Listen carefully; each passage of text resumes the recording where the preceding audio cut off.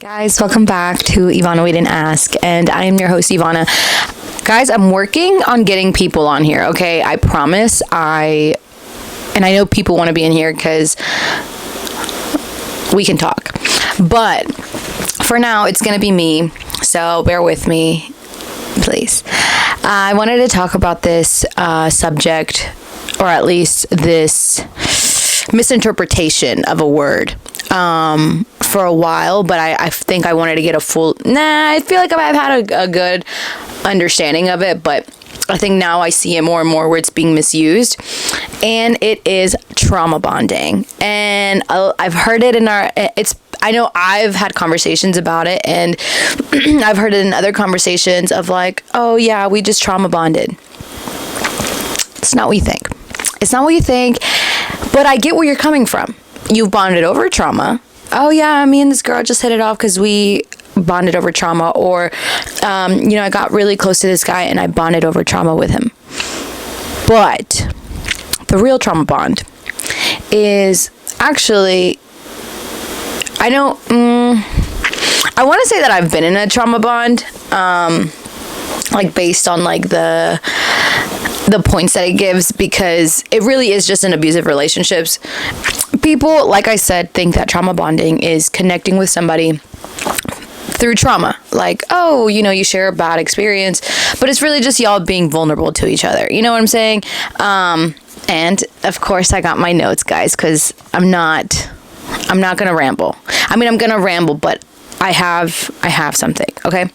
But yeah, like we kind of just are understanding each other's pain, and I've had a lot of conversations. Actually, recently I went back to my mom's house and in Charlotte, and I met up with some friends, and it's funny because we were just playing some card games, and then I ended up telling them about my like childhood trauma. So it was just like we were literally just bonding over trauma.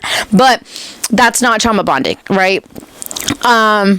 What is trauma bonding? What it actually is, and it's more darker than we actually think. And maybe you do identify yourself, or you identify like these kind of things in your relationship or in your previous relationship, but let me just tell you, it's not healthy, so you should probably leave, or you should probably fix it, or yeah.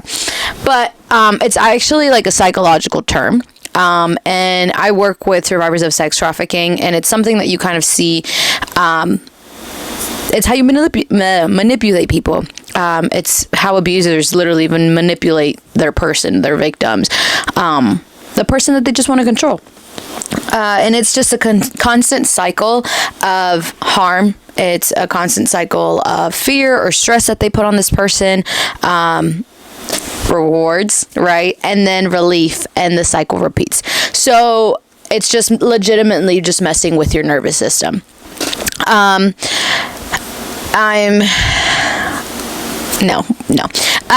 So what trauma bonding looks like, and what it may look like in real life. It's literally just you having an attachment for somebody that is hurting you, right? And we know when we shouldn't be in this relationship. We know when, we know, but we're here, and it's usually because of our childhood trauma, and it's usually because we accept the love we think we deserve, and it's usually because we didn't get our needs met. Anyway, but so yeah, it's just you being with somebody, or being attached to somebody that is hurting you. It's making excuses for their behaviors. It is feeling guilty for wanting to leave the relationship. Believing the good moments prove the relationship is special. That is a good one, because I know I've said it before, but also I've heard my friends say that it's like, no, but listen, when it's good, it's good. And when it's bad, it's just we go through these things.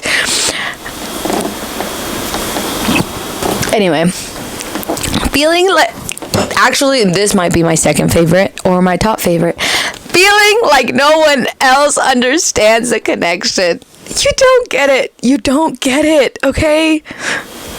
He's different. Like, that's literally it. thinking leaving is dangerous, impossible, or cruel. Because maybe it's like our womanly nature. I'm talking to the girls right now, but guys, if you're watching, not that you don't have this instinct, because I actually spoke with a friend and he was just like, this was a toxic relationship. And I myself thought, I actually love what he said. He was just like, how did he say it? He was like, I got into this relationship, but I knew I could change her because I can do anything I want. So I'm like, valid, actually. But anyway, that's a little bit about what trauma bonds look like. It's not what you think they look like. But yeah, it's literally just like it's an abusive power dynamic. That's what it actually is.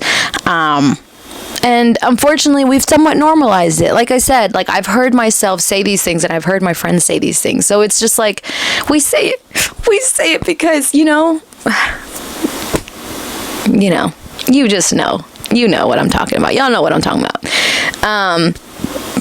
So yeah, I mean, that's kind of like the difference of just like, it's not, you're bonding. When people think what trauma bonding is, it's not trauma bonding. You're bonding over trauma. So maybe, y'all are there, but it's not all the way there. You know what I'm saying? And I just kind of want to bring light to what obviously the abuse is and like how we tend to justify it, but also kind of correcting the misinterpretation of it. Yeah, that's kind of it, honestly.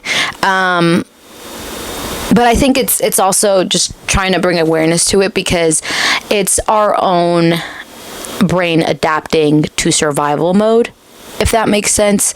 Trying to survive through painful situations, trying to survive through rejection, trying to survive through inner childhood wounds. But I also want to let you guys know that he better be cute at least. I'm sorry, that's not true. I'm just kidding.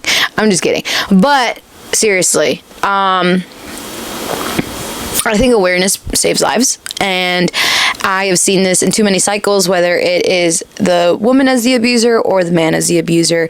It's a abusive power dynamic, and we're humans and we're broken and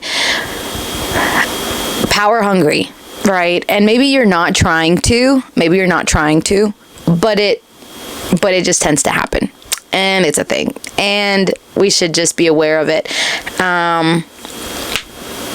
Yeah, I don't know. I know I probably felt like I should go into this deeper, but maybe I'll add to it.